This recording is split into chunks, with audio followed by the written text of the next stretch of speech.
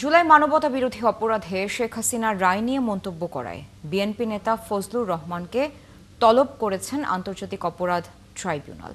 রবিবার ট্রাইব্যুনাল 1 আদেশ দেন। এদিকে অভিযোগ গঠন রিভিউ চেয়ে করা জাসদ নেতা হাসানুল হক ইনুর আবেদনও খারিজ করা হয়েছে। আর সাংবাদিক শাহরিয়ার কবিরকে শাপলা চত্বরে হেফাজত কর্মীদের হত্যা মামলায় গ্রেফতার দেখিয়েছে ট্রাইব্যুনাল। আরও জানাচ্ছেন সৈকত সাদিক। 24 জুলাই আন্দোলনে ক্ষমতাচ্যুত প্রধানমন্ত্রী শেখ হাসিনার বিচারের রায় নিয়ে টকশোতে পর্যালোচনা করেন বিএনপি নেতা ও বীর মুক্তিযোদ্ধা ফজলুর রহমান। তার কিছু মন্তব্য বিচারের প্রতি অবমাননা বলে মনে করছে প্রসিকিউশন। তাদের করা আবেদনে ফজলুর রহমানকে 8 ডিসেম্বর ট্রাইব্যুনাল তলব করেছেন। মা, পিম্পল 5 দিনেই চলে যাবে। যাবে না মা। যাক, নিমের 5 অংশের পাওয়ারে 5 দিনেই দূর হবে পিম্পল। হিমালয়া পিউরিফাইং নিম ফেস ওয়াশ।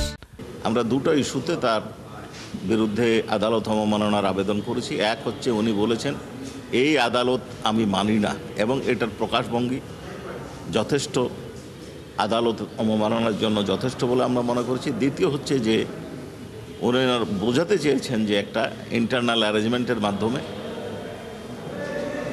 এই প্রসিডিংটা চলছে। অনারেবল ট্রাইব্যুনাল আমাদের আবেদন মঞ্জুর করেছেন এবং কেন আদালত অবমাননার ব্যবস্থার জন্য তার বিরুদ্ধে ব্যবস্থা গৃহীত হবে না এই জন্য রুল ইস্যু করেছেন এবং তাকে আগামী 8 ডিসেম্বর সশরীরে হাজির হওয়ার নির্দেশ দিয়েছেন। আওয়ামী লীগের নেতৃত্বাধীন 14 দলের অন্যতম শরিক জাসদ সভাপতি হাসানুল হক ইনু জুলাই মানবতা বিরোধী অপরাধের মামলায় বিচারের মুখোমুখি। তার বিরুদ্ধে অভিযোগ গঠন নিয়ে রিভিউ চাইলেও তা খারিজ করা হয়েছে।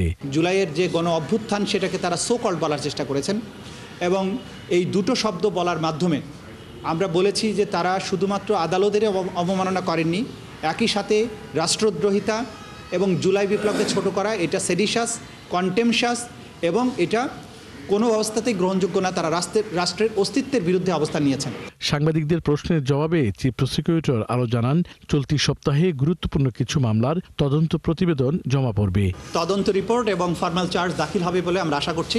সুতরাং ব্যক্তিগতভাবে যে সমস্ত যারা টপ কমান্ডার ছিলেন তাদের মামলাগুলো যেগুলো তদন্ত শেষ হয়েছে এই সপ্তাহে আমরা আশা করছি কয়েকটি তদন্ত রিপোর্ট এবং ফর্মাল চার্জ আদালতে দাখিল হবে। ট্রাইব্যুনাল 1 চাংখারপুলের মামলায় আসামি পক্ষের সাফাই সাক্ষ্য গ্রহণের জন্য 8 ডিসেম্বর দিন ধার্য হয়েছে।